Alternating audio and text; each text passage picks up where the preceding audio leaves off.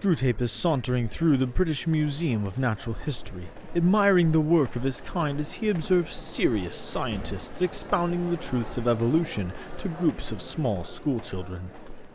I do love seeing children being trained up in the way we want them to go from a young age.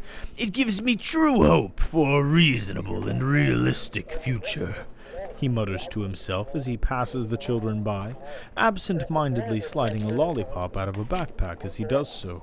This reminds me of a wonderful story from my senior tempter days. A wonderful story that I think my nephew could benefit from hearing. Screwtape sticks the lollipop into his mouth and sits down at a bench as he pulls a notebook and pen from an old woman's purse next to him. My dear Wormwood, I note what you said about guiding your patient's reading and taking care that he sees a good deal of his materialist friends. But are you not being a trifle naive? It sounds as if you suppose that argument was the way to keep him out of the enemy's clutches. That might have been so if he'd lived a few centuries earlier. At that time, the humans still knew pretty well when a thing was proved, when it was not. And if it was proved, they really believed it. They still connected thinking with doing, and were prepared to alter their way of life as a result of a chain of reasoning. But with the weekly press and other such weapons, we have largely altered that. Your man has been accustomed, ever since he was a boy, to have a dozen incompatible philosophies dancing about together inside his head. He doesn't think of doctrines as primarily true or false, but as academic or practical, outworn or contemporary, even conventional or ruthless. Jargon, not argument, is your best ally in keeping him from the church. Don't waste time trying to make him think that materialism is true. Make him think it is strong or stark or courageous. That is the philosophy of the future. That's the sort of thing he cares about. The trouble about argument is that it moves the whole struggle onto the enemy's own ground. He can argue too, whereas in reality, practical propaganda of the kind I am suggesting, he has been shown for centuries to be greatly the inferior of our Father below. By the act of arguing, you awaken the patient's reasoning, and once it is awakened, who can foresee the result? Even if a practical train of thought can be twisted so as to end in our favor, you will find that you have been strengthening in your patient the fatal habit of attending to universal issues, withdrawing his attention from the stream of immediate sense experiences. Your business is to fix his attention on the stream. Teach him to call it real life, and don't let him ask what he means by real. Remember, he is not like you, a pure spirit. Never having been human, oh, that diabolical advantage of the enemies. You don't realize how enslaved they are to the pressure of the ordinary. I once had a patient, a sound atheist, who used to read in the British Museum. One day, as he sat reading, I saw a train of thought in his mind beginning to go the wrong way. The enemy, of course, was at his elbow in a moment. Before I knew where I was, I saw my 20 years of work beginning to totter. If I had lost my head and begun to attempt a defense by argument, I should have been undone. But I was not such a fool. I struck instantly at the part of the man which I had best under my control, and suggested that it was just about time he had some lunch. The enemy presumably made the counter-suggestion. You know how one can never be quite sure what he says to them. That was more important than lunch. At least, I think that must have been his line, for when I said quite, in fact, much too important to tackle at the end of a morning, the patient brightened up considerably, and by the time I had added much better to come back after lunch, go into it with a fresh mind, he was already halfway out the door. Once he was in the street, the battle was won. I showed him a newsboy shouting the midday paper and a number 73 bus going past. And before he reached the bottom of the steps, I got into him an unalterable conviction that whatever odd ideas might come into a man's head when he was shut up alone with his books, a healthy dose of real life, by which he meant the bus and newsboy, was enough to show him that all that sort of thing just couldn't be true. He knew he had a narrow escape, and in later years he was fond of talking about that inarticulate sense of actuality which is our ultimate safeguard against the aberrations of mere logic. He is now safe in our Father's house. You begin to see the point. Thanks to the process which we set at work in them centuries ago, they find it all but impossible to believe in the unfamiliar while the familiar is before their eyes. Keep pressing home on him the ordinariness of things. Above all, do not attempt to use science, I mean the real science, as a defense against Christianity. They will positively encourage him to think about realities, which he can't touch or see. There have been said cases among the modern physicists. If he must dabble in science, keep him on, economics or sociology.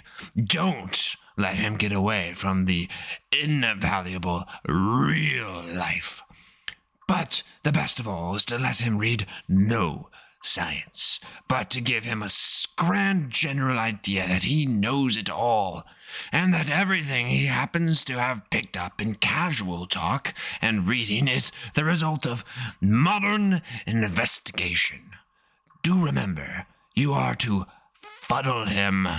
From the way some of you fiends talk, everyone supposes it's your job to teach. Your affectionate uncle, Screwtape.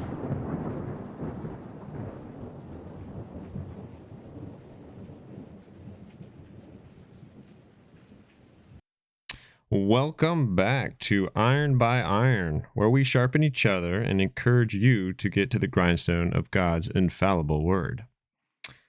I am Sam Stone here with Professor Jayce. Every time. Every single time. I would tell the day I die. All right. Oh my gosh. I'm not a professor though. Like you're just spreading lies. You have an honorary degree in my university. So, oh gosh. What is that university? The School of Hard Knocks. Oh no. So, welcome to Chapter 1 of Screwtape, the grand beginning of this 31 separate letters that Screwtape shares with his nephew. One to go with every proverb of the day. Here, this is... Sit down, morning coffee, proverb, Screwtape letter. Yeah. Get into the day. Yep, you got it. I love it. This one's kind of cool and unique because this is the only letter that we're aware of that we are discussing the patient in being not a Christian. So in the following one, in letter number 2, it starts out with Screwtape being like, "You done screwed it up, Wormwood. He's there are going to be consequences." Yep. Don't think you'll get away with this. So here, Jayce, we start right off, and it's cool because the very first thing that he attacks is this reading of the patient, of this individual. He's like, "You're making excellent progress." And he speaks of the reading material that guiding your patient's reading and taking care that he sees a good deal of his materialist friend, right? Yeah, I think it's really interesting that the very first thing we get out of all of Screwtape is I note what you say about guiding your patient's reading, right? And I think that this is something that we could probably spend 30, 40 minutes on without a problem talking about it. First off, reading's important. Gonna throw that out there. Excuse me. Reading is, it requires a level of focus and a level of mental processing and attention that we don't give a lot of other things in life at this point in history, I think, most of the time. There's a big difference between reading a book and mentally visualizing what you're reading and like cognitively working through that versus watching a similar thing on Netflix. Oh, yeah. Right?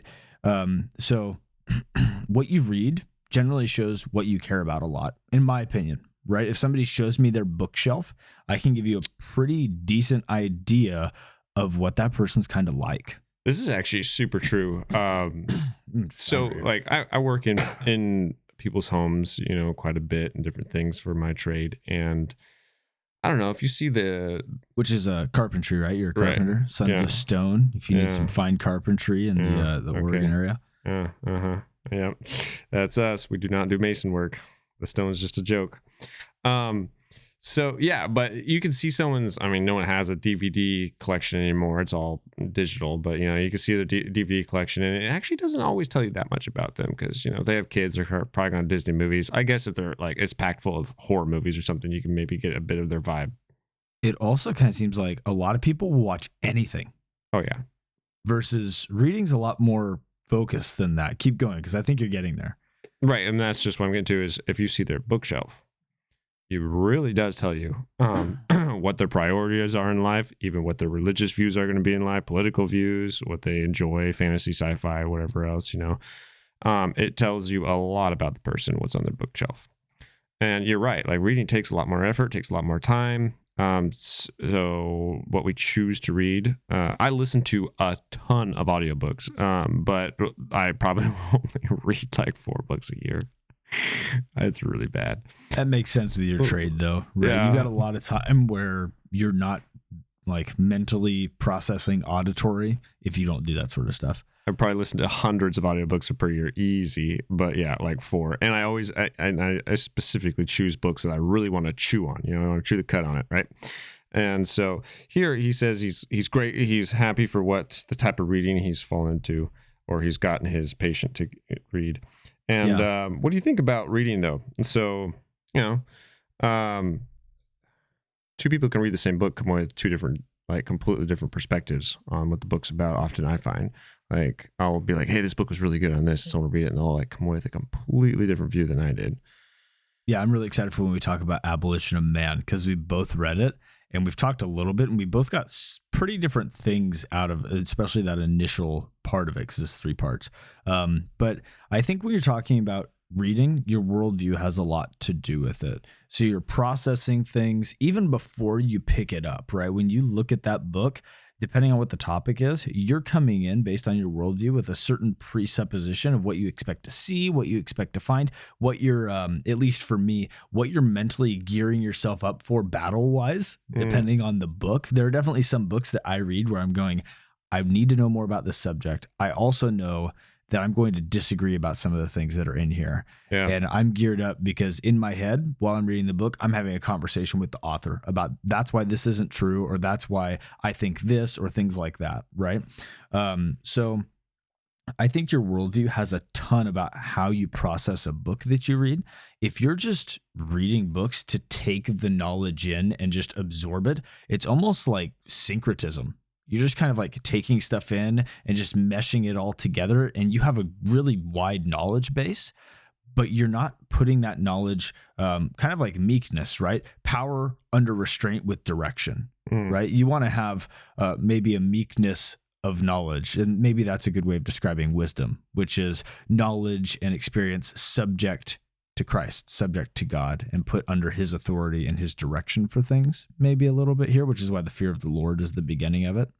And if you're just reading, and you're just saying, oh, look at all this stuff that I know, you're going to be going a whole bunch of different directions, which leads directly into more of what Screwtape talks about in this letter with the incompatible philosophies dancing around in his head. Right. So you're talking about someone that wants to essentially mine knowledge for knowledge's sake, not for what it can be in his life or how he can walk it out better or understand it better, but just because he wants to know. Knowledge that puffs up. Yes, exactly. Yep. Okay. Yeah. Cool.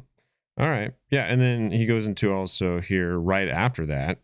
So what you choose to spend your mind on. And I think, okay, so this was 1943. Is that correct? When this was written? Somewhere in there. Yeah.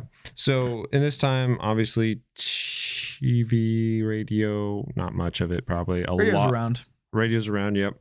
So, but yeah, because he gives this actually as That's Mere Christianity. Mere Christianity, is a radio speech. This is in the newspaper. This is newspaper. So a lot of your entertainment is also going to be reading. So I think it doesn't do it a disservice to say, like, essentially what's taking up his time and his mind is in his reading. So today, I don't think it'd be a disservice to say also what the person is watching or consuming overall, right?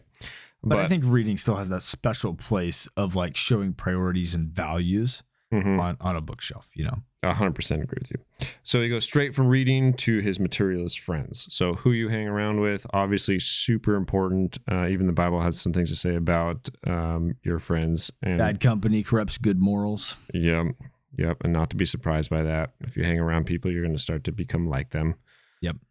Yeah, for sure. And obviously Screwtape and Wormwood are going to want the patient, right, to be around these people that are materialists, because really the basis for that materialist worldview that Screwtape is presenting is the total removal of like moral absolutes and the total removal of the spiritual reality around them, right?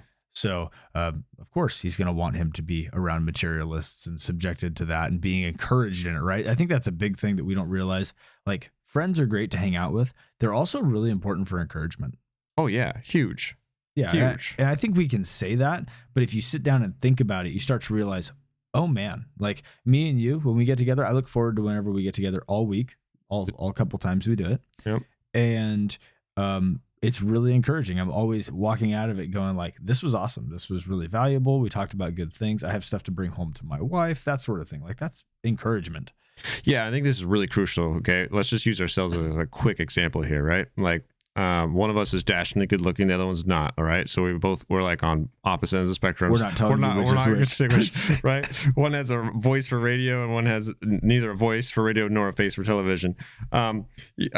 I enjoy hunting and outdoor stuff. You are like super good at golf, dude. I can't golf to save my life. Although, anyways, like we are, you're a teacher, so you work, I guess, in the white collar. I'm a carpenter, trim carpenter, work in the blue collar. Like we're really like, we don't have a lot of crossover at all, except for this interest in obviously raising our children, being good husbands, the knowledge of God, the Lord, in our life, playing out day by day, and all these things that interest us.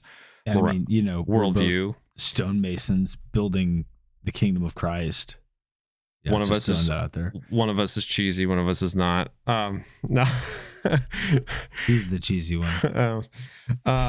Because you're allergic to it.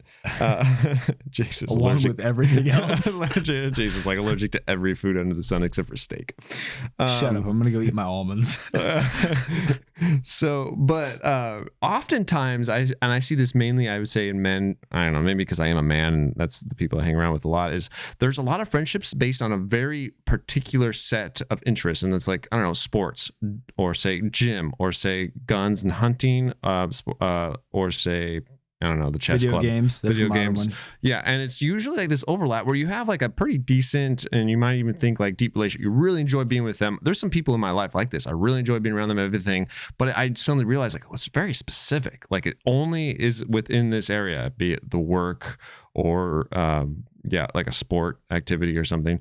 And when anything outside of that spectrum, like that relationship doesn't really hold a lot of water. And so having friends that actually encourage us into the deeper things of life, I think is super crucial. And you could see that here because they're actually happy he's hanging around friends that are materialists, that would be drawing him away from a spiritual viewpoint at all. And in fact, materialism is really just a classic con distraction. Yeah, and that's so a great way of putting it. And so, like, flip side of the coin, like, you know, good friends cannot be over or underestimated, right? The power they have in your life to influence you for good. Just like materialist friends, same, are going to drag you into that perspective and distractions there. Yeah, and encouraging friends are friends that you walk away, and a lot of times you actually feel like energized by the encounter. Whereas people that are just those passing acquaintances, I don't know about you, but I usually feel drained walking away from them, even if we have like something in common, right? Sometimes I walk out and I'm just going, that was hard. Like it wasn't hard in the moment, but I'm walking out going, I'm tired now. Yeah, but I'm also antisocial. So that's like me with everyone. I'm much happier just being by myself. I don't know. I'm not a super sociable person. I would also like to, I'm going to poke a little bit back on that reading piece. Okay. Because a lot of people say like, well, if you don't read everything with an open mind, right? If you don't read it and you just take whatever the author says, like if you don't read it with a certain perspective and you just take whatever the author says, like, like you'll get a lot more out of it, or you'll see the value of the actual book. And wait, you're saying we should come with a Christian mindset. Yeah, I think we're not supposed to be open-minded. We're supposed to have, I know. I want my mind to be a fortress conformed to the worldview of Jesus. So I don't want to just like let stuff into my fortress and be like, hey, you can set up shop over there in the corner if you want. That's totally cool. What? You're just a half naked woman because I watched Game of Thrones? Yeah, sure, you can live over there for a little bit. What? Oh, your worldview from Rousseau that says I should just allow my feelings to rule me. Yeah, you can take the upstairs bedroom. Yeah, in my castle. That's great. No, I'm going to keep them out and pull the drawbridge up when they get close. Yep. Put them alligators in the moat there. My moat's lava. Oh, I don't know what you're talking about. Sulfur, hot lava. It's like the classic 5th grade. You start listing like, well, I'm going to do this. And I just make it more and more ridiculous until it wins every time. Oh, yeah. Oh, yeah. Until you realize my alligators are invincible and they're in the lava. So 100% true there, because especially it's super taboo right now to be considered closed-minded, right? Like open-minded means just like everything goes. And if you have the opinion that no, actually this thing can't actually exist with this other, then like you're a bigot, you're small-minded. And that is like, I don't know, when it comes to social capital, that's like the most detrimental thing to you, right? To be looked at as small-minded. So if we just skip down a little bit further, I think it ties right into this, right? He says later about his patient that you must, where am I here? As he needs to think of doctrines as primarily not true or false, but as academic or practical, outworn or contemporary, conventional or ruthless. Jargon, not argument, is your best ally in keeping him from the church. Don't waste your time trying to make him think that materialism is true. Make him think it is strong or stark or courageous. That is the philosophy of the future. That's the sort of thing he cares about. So this idea that he has these actually opposing ideas in this man's mind. And he says, even if you back up a little further, that this man has been accustomed ever since his boyhood or his youth to have a dozen incompatible philosophies dancing around together in his head. So that's where you get this. All things are like, let's be open-minded. All things have their point. All things have some good in them somewhere. Like, let's hold all views. We don't want to step on anyone's toes. And in the blessed year of our Lord, 2024. Yeah. You had to look at your watch for that one? Bro, I don't even know what day of the week it is. Not gonna lie, it's been a long one. We have right now the war in Israel with the Gaza Strip and stuff, and like Columbia University literally just, I think yesterday, the day before, said that they're going to be opting to a lot of online classes because of the protesters and the campus is actually shutting down. And a lot of these protesters are of the LGBTQ plus, bent. And you're thinking to yourself, there's literally like, and wait, they're protesting for what again? For Hamas, like pro-Hamas, anti-Israel, because Israel's considered to be colonist, right? And so you have like these queers for Palestine, which That seems like that's going to go really, really great for them. Like, Right. if you're, hopefully you are aware, but if you're not aware, Islam Sharia law would say that all homosexuals should be put to death, like on the spot, right? So it doesn't really make a lot of sense for homosexuals of any shape, form, transgender, whatever, to be invested in Yay Palestine. Why do you think that is? Because you actually had a really good observation of this, or at least you heard a good observation. I'm not sure. Is that an original thought? Was it an original? 100% original. Oh, okay. It was original to someone else, but Oh, okay. No, it's just a simple truth, right? So that is a really easy, clear, black and white example of ideas on paper which are completely opposed to each other, right? Like on paper, they can't coexist. It's absolutely asinine for them to think that, yes, we should work together. Right. Yeah. One literally wants to kill the other. And so this is the idea, though. Why are they in line together? And there's this basic principle that in the universe, really in the cosmos, there's just two parties. Boil everything down. There's two parties. There is the kingdom of darkness and the kingdom of light. All right. The kingdom of darkness, the devil, Satan, Screwtape works for this kingdom, right? Which has many angles, many philosophies. There's not just one, right? Because anything but the truth. And so that's why you have homosexuals or Queers for Palestine teaming up with Sharia law, Islamic terrorists who would, justly in their system would justly kill these guys, right? Like their law allows that to happen. And they're aligning. And it's because they're both on the same side at the end of the day. They're both on the side of the kingdom of darkness, opposed to the kingdom of light. And so even though on paper they look like they're, what's the word I'm looking for? Not detrimentally opposed. You know what I'm saying? Diametrically opposed. The professor comes in clutch. Me and my vocabulary that I never use. But I know for all those 5th grade writing papers. Anyways, they're diametrically opposed to each other on paper and should not even coexist, but they do. Why? Because they're both working for the same guy. Yeah. Hey.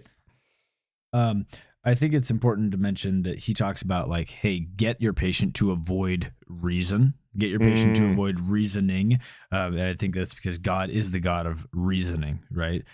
We try to avoid reason. And later on in this letter, you see that Screwtape is encouraging, and obviously the people down below have been encouraging sensationalism through newspapers and magazines and such. What is sensationalism?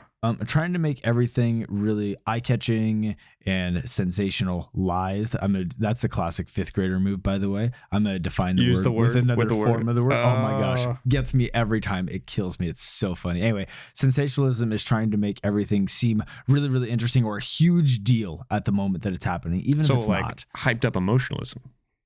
So like every headline you see on Fox News or CNN ever right now. Just shock jocks. Yeah. Shock jocks. Okay. Shout out Eric Kahn. What? Oh, sorry. People like to call him that, right? Yeah. So yeah, no, 100%. I'm following you there. I agree. With this sensationalism. Yeah, and the goal is to keep people away from this idea of true or false through reason, right? Keep them thinking things are sensible, strong, or what have you, because true and false are really God's territory and God's terms for how things are, right? Yep. He has the territory. He is in the realm of true, and everything outside of his realm is false, right? Yeah. So, it's really interesting. Now, Screwtape talks a whole lot about real life. Can you give me a little bit of an example of real life, please? I believe it'd be a newsboy and a number 73 bus is what real life would be. No, it's a number 73 bus. Oh, yeah. Well, in hell, they don't do their arithmetics like we do. So it was Britain. Well, that might be hell. I don't know. So here it seems definitely because so let's get into this cool little story he has with his atheist. Oh my gosh, the British Museum. Oh yeah. So he's here in the museum, right? And he's starting to get this train of thought that maybe there's something outside of just mere materialism. Maybe there's something outside. Maybe there is an eternal soul. Maybe there's a reason for my life. Maybe there's something else going on, right? And I love how Screwtape says, "And the enemy is at his arm in a moment." Right? God is not distant. He's like, oh, look, you're showing interest. Something that I put in your head is now finally sprouting a little bit. Let me just hop right in there. Let me talk to you. It's not even like, yeah, it's something he put in his head too, but something like it's just the fiber of the world he's made, right? Because let's go back to that thing about science and stuff, which we'll probably hit that a little later too. But like logic, argument, science is actually on the Christian side because God created the world. He created it to function a certain way, and all that is found in logic and science, right? The true sciences, as Lewis or Screwtape will say later. And so, yeah, once this man sees that, I don't know, something about that he's in a museum, maybe something to do with science. I don't know. He's like, man, this world is just way too advanced for this to happen by accident. Maybe there's reason behind it, right? And so then the enemy, well, the enemy is Screwtape. So like God comes in right there and just to nurture that thought, right? To bring him. And Screwtape, it's interesting. He doesn't try to fight it with logic. He tries to fight it with real life, with hunger, tangible, something. It's really, when you get to it. So first he uses hunger. Okay, I understand that one. The part of the man that he had the best control over. Yeah, dude, I love stomach. I love food. I mean, the way this one hits me. Man's heart is through his stomach. This hits me right in the gut, man, right in the stomach. So no, that's Screwtape. Yeah. So he uses this. It's not even a bad need or desire, right? Something we need to actually survive is to eat. But he uses this very carnal desire to some extent to not prove the enemy, or to prove, I should say, God wrong, but to simply distract from it. Then he gets him outside, then the bus goes by, the newsboys yell in the paper, and he's back into the busy materialist world of things that are tangible. And that is what he wants his patient to think is real life and nothing beyond that. He does not want to think into the spiritual or tangible realm, you could say. So I've actually read this a few times, and it's popped into my head like every time I've read this letter. Do you think it would have gone different if that guy in the museum had like a notepad and he started writing down this thing that popped into his head? That's a really good point. Because he goes out and he just kind of forgets it, right? Right. And I don't know about you, but I've definitely had really thoughts that were like heart jumping, joyful, really interesting, really exciting, like obviously to me something that God has either opened my eyes to in the moment or something that he has illuminated to me, like when it comes to scripture or whatever. And if I don't write it down or if I don't make a note in my phone or something, I'll forget them a lot of the time. It's being a good steward of your thoughts, actually. Yeah, it's a very biblical concept. Yeah. No, that's actually a really good point. I never have thought of that, but through just, I guess, my life experience, I'd have to attest to like, yeah, that's definitely the truth. Writing it down, it kind of jogs the memory, comes back to that, getting back into that thought of whatever it was you're thinking of. The more that we make this sort of stuff, and the more that we write things down, and the more that I work on the little writing project and stuff I got going on the side, the more I think I'm realizing the value of producing things as a follower of God, even if it's just notes or writing ideas down. Like there's intrinsic value in putting things down on paper with effort from yourself. Well, it's on a couple levels, right? So we know, scientifically, psychologically speaking, however you want to say it, once you write something down, you're much more apt to remember it. Okay, so there's that aspect of it. And then two, if this whole ploy isn't to say that what you're thinking is wrong, he actually wants to stay away from that because logic is also something that God uses. And actually, God, that's his winning realm. He owns that, right? They have to somehow sow a lie in there to actually try to win anything in there. They spend so much time trying to keep the patient blind. Right. And so that's what this whole thing is, just distraction. So if he actually wrote this thing down, right, then he can come back to it and once he actually does eat, right? And he can revisit this question, and God, again, being faithful and gracious, will come again to his side to nurse this thought, bring it to it. So I think writing it down would actually be a great bonus, or not. It would be a good way, and it is a good way for us to make sure that we aren't distracted by our base desires, and that we are being good stewards of the thoughts God's led us to, or that we're having.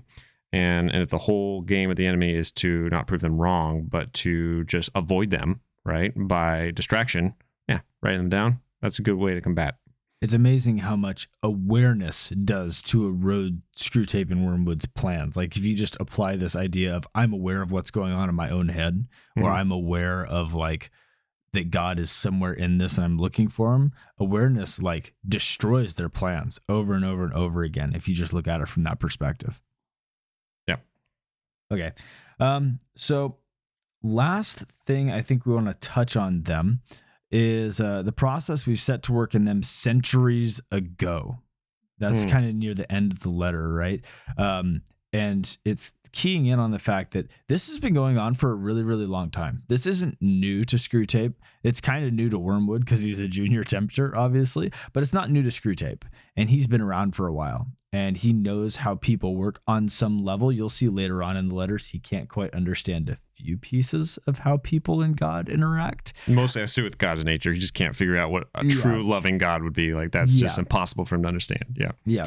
And even I would say he even has some misunderstandings about like proper love between two people. Like that singular emotion of love, they just can't comprehend. Like right? they don't have a way to comprehend agape. Yeah. They can't be selfless. Yeah. It's always lustful on some level, or like a tool to be used. So, evaluating things, holding on to biblical traditions, and keeping your sword ready is really, really important as you go through life, because the demons, the spiritual forces against us in this world, not in the Screwtape, but in our world, in our life right now, they've been around for a long time, and they've been preparing for us as best they can. And God ruins their plans a lot, but they've been preparing for us, and we have to be ready to fight back. Right. Yeah. Yeah. To actually realize that, we come in and we have an entrance and an exit date, right? Or we're born, and then we die and we're gone. But these tempters, these spiritual forces, have been here forever, and so they're actually thinking multi-generational, right? Which we should be thinking that way too. Just saying, you should be thinking about pouring into your children, your children's children, your children's children. Have a nation after you. But they're definitely thinking on that level. So they're setting up. In fact, the very beginning of this letter, he also says like, oh well, that might have worked for the previous generations, but this generation, we've completely changed the way that they even process information, right? He says they're less logical or more emotional type thing because of their hold on the press and all this stuff. And so, to be aware of that, be aware of the enemy's offensive plan so that you can have a defensive strategy to take care of it. Was it just George Orwell? The most effective way to destroy people is to deny and obliterate their own understanding of their history. So you see this even in America today, right? With a lot of rewriting of history. The 1619 Project saying that our nation was not founded in 1776. It was founded in 1619 when the first slaves came here, because it's all about racism and slavery. And they start to rewrite history. You see it through the medieval age. They call the Middle Ages, which they during the Dark Age. During Romanticism with our favorite friend here, or not friend, favorite person, Rousseau, and all these other romantics, right? They start, I believe, at that period in time to call that the Dark Ages, like something dark and sinister was happening there. And you start to read into it more, and it's actually kind of quite the contrary. But there's a lot of rich Christian history there. And of course, anytime the enemy can start to rewrite history to make that look as, dangerous or wrong or bad or closed-minded or just whatever, no, he will. So, seeing their overall attack on history up to the present, you can see they have a long-term scope game, which we should also have, and we should also be aware of theirs to combat it. Yeah, and it's not just in history, right? When we're talking about false information, think of the internet. Think of the stuff that you have available. There's nothing false on the internet. Oh, you're right. I'm sorry. Everything I read on the internet is 100% true. Yeah. Have you not ever read Reddit? Let's close the episode up. We're out of here. No, Yep. On the internet, like, you can find armchair experts on anything at the click of an enter key when you hit search, right? Oh, you look like mega excited over there. I'm gonna make you hold on for a second. Okay. So you can find armchair experts on anything, whether they are actual experts or not. You have no way of clarifying it. You have no way of verifying. This guy's like, I have a PhD in church history, and I say that this happened. And you're like, dude, I think you might be 45. and you might be in the attic of your uncle's house, and I don't think you've seen the sun in at least 4 months. Right? Like, you have no idea. You've got living no off clue. a pepperoni pizza And Mountain Dew, of course. yeah, preserving your insides. Yes. So I think that this false information definitely does not just stay in the realm of history, but it kind of is bled out everywhere. Think about elections, the amount of false information that goes around in elections, and on all sides. oh my gosh, it's crazy. And you've really got to be aware of it, and you got to be looking for it, and you have to be on your guard, because if you're not, it's just going to work its way into your head, and you're going to believe things that are 100% not true and have no idea. Yeah. No, this just ties right in with the last sentence of this. Well, last 2 sentences of this letter, which I think is just super, super important. So he's talking about his patient and real life and all the rest. And he says, give him a grand idea that he knows it all and that everything he happens to have picked up in casual talk and reading is the, quote, result of modern investigation. So this is where your term, which is, I think, aptly used, armchair experts, right? This is Reddit, bro. This is Reddit. I mean, this is any social media, but definitely Reddit. Like, they're just people who just spout opinion as fact. Oh, yeah. And here's the thing. What's interesting about this is you read enough of that, I'm sorry, it's just kind of back to the friends thing. You hang around with certain people, you're gonna start to have some of those traits. And if you just feast yourself on enough of these Reddit threads, you're going to start to think that way and frankly start to believe that way. And it's interesting. You scroll enough of the Reddit threads, they're almost all negative in a lot of ways. Like, when you're looking at the really popular ones, there's a reason they call it doom scrolling. Yeah. Right? But the thing about that is Reddit, I'm not a huge fan of Reddit, but I'm not, against the idea of what Reddit is, just people having conversations online. But I do think you need to be super aware that these are a lot of just opinions. And I mean, show me the is it not Cliff Notes? What's that called when they put a little note in the book at the bottom? Footnote, not Cliff Note, footnote. Yeah, like show me the footnote. Like your personal dictionary, dude. Bro. Yeah. Oh my goodness. So Reddit, no footnotes, man. They just like, oh, this is true. Why? Because everyone knows it's true, obviously. Because I said so. Duh. And there's a lot of that. Some people, sure, fine, whatever. You can find the examples of people that actually spout like, oh, well, this doctor in this book, classify said this, and you can find it here and there. Sure, there's some of that, but a lot of it is just vomiting out opinion. At a amazing pace. And if you take enough of that in, it's going to affect you. I'm sorry. And so that's exactly what Screwtape is telling Wormwood here. He's like, hey, you want him to not investigate or think long about these things, but to simply take everything that he has heard or picked up in casual talk and reading and believe it as the result of modern investigation, something new, something unchallengeable, something concrete and solid, even though it's just really the opinion of himself and friends. All right. That sounds really reasonable.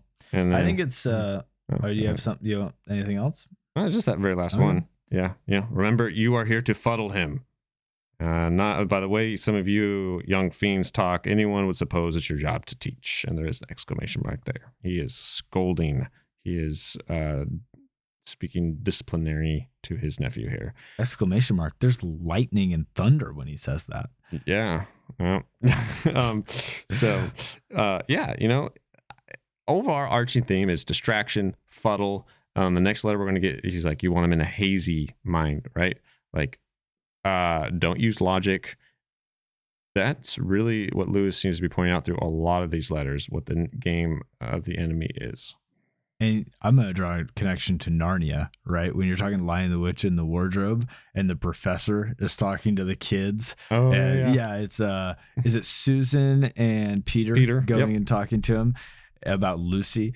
And he's just like, logic. What do they teach these kids in school these days? Logic, right? He's just like, why they can't think for themselves. Like, they don't know how to work these things out. And that's exactly what Screwtape wants. All the time. So let's close it up. Today, your charge is to let us be aware of our thoughts, stewarding our minds well, surrounding ourselves with good friends, and breaking the chains the enemy tries to trip us up with. Join us again next time for Screwtape Letter number 2 while we check that one out. And remember, if you want to refine your life, choose to refine your faith.